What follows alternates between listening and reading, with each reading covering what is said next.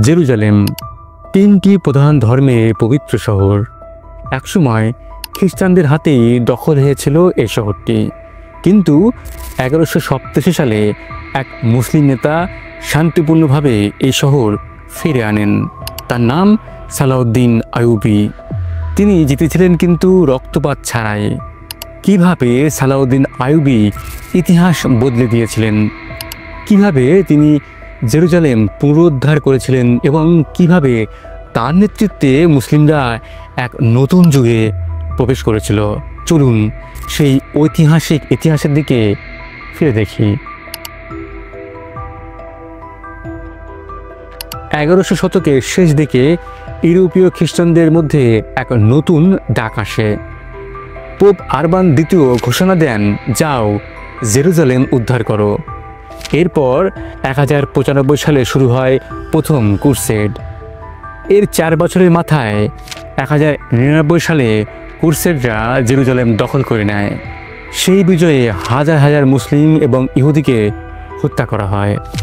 এই শহরে রক্তের নদী বয়ে যায়। মুসলিম বিশ্ব তখন বিভক্ত ছিল। মিশরে ছিল ফাতিমি শাসন আর সিরিয়াতে ছিল সেলজুক তুর্কিরা। এই বিভাজনই ক্রুসেডারদের শক্তি বাড়িয়ে দিয়েছিল। তবে এই সময়ে ইতিহাসের মঞ্চে আবির্ভাব ঘটে এক মহান নেতা, সালাউদ্দিন আইয়ুবী। তিনি ছিলেন কুর্দি বংশোদ্ভূত। জন্ম নিয়েছিলেন 1137 সালে ইরাকের তিকরিতে। প্রথমে তিনি মিশরের নুরুদ্দিন জঙ্গির অধীনে কাজ করতেন। 1169 সালে মিশরের ভিজিয়ার পদে বসেন এবং ধীরে ধীরে পুরো মিশর নিজের নিয়ন্ত্রণে নেন। নুরুদ্দিন মারা গেলে সালাউদ্দিন সিরিয়া এবং মিশরে একত্রিত করে বিশাল এক সাম্রাজ্য গড়ে তোলেন। সালাউদ্দিন বুঝেছিলেন, খ্রিস্টানদের পরাজিত করতে হলে মুসলিমদের আগে ঐক্যবদ্ধ হতে হবে। ঐক্যই ছিল তার সবচেয়ে বড় শক্তি।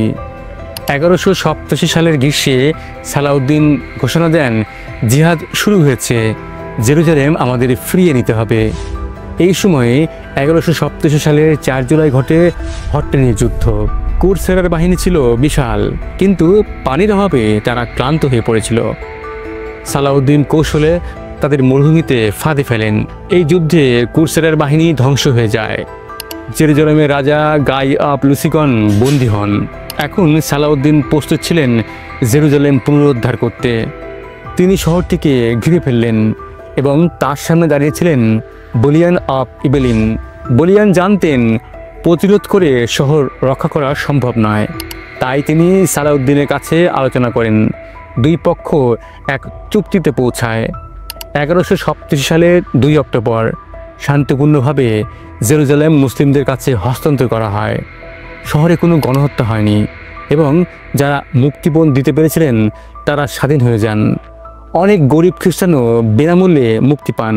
সালাউদ্দিন দেখান কিভাবে বিজয়ী হয়েও মানবিক হওয়া যায়। তিনি সকল ধর্মের পবিত্র স্থানকে সম্মান করেছিলেন। জেরুজালেম ফিরে পাওয়ার পর ইউরোপে আবার জেগে ওঠে ক্রুড। তৃতীয় ক্রুসেড শুরু হয়। ইংল্যান্ডের রাজা রিচার্ড দ্য লায়নহার্ট, ফ্রান্সের ফিলিপ এবং জার্মানির বারবারোসা, তারা সবাই যুদ্ধে নামেন। সালাউদ্দিন এবং রিচার্ডের মধ্যে যুদ্ধ হয় এবং তারা হেরে যান। তারা শত্রু ছিল, কিন্তু একে অপরের প্রতি সম্মান করতেন। একবার রিচার্ড অসুস্থ হলে সালাউদ্দিন তার জন্য চিকিৎসক পাঠান। শেষে 1192 সালে সালাউদ্দিন ও রিচার্ড একটি চুক্তিতে পৌঁছান।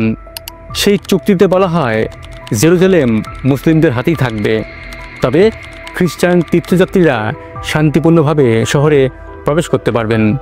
1193 সালে সালাউদ্দিন মারা যান। মৃত্যুর সময় তার কোনো সম্পদ ছিল না, কারণ তিনি সব কিছুই গরিবদের মাঝে দান করেছিলেন। সালাউদ্দিনের ন্যায়, দয়া এবং কৌশল আমাদের জন্য আজও অনেক বড় শিক্ষা। তিনি হয়ে উঠেছিলেন কেবল এক যোদ্ধা নন, একজন মহান নেতা, একজন মানবিক মানুষ। তার নাম আজও ইতিহাসে জ্বলজ্বল করছে। সালাউদ্দিন আমাদের শেখান, শক্তি দিয়ে যুদ্ধ জয় করা যায়, কিন্তু মানবতার মাধ্যমে মানুষ জয় করা যায়। এটি ছিল সালাউদ্দিন আইয়ুবীর জীবনের এক নতুন অধ্যায়। তার শাসন, তার ন্যায় এবং তার মানবিকতার গল্প আজও আমাদের প্রেরণা দেয়। ভিডিওটি যদি আপনার ভালো লাগে তাহলে লাইক দিন এবং চ্যানেলটি সাবস্ক্রাইব করুন। আর এতক্ষণ আমাদের সঙ্গে থাকার জন্য ধন্যবাদ।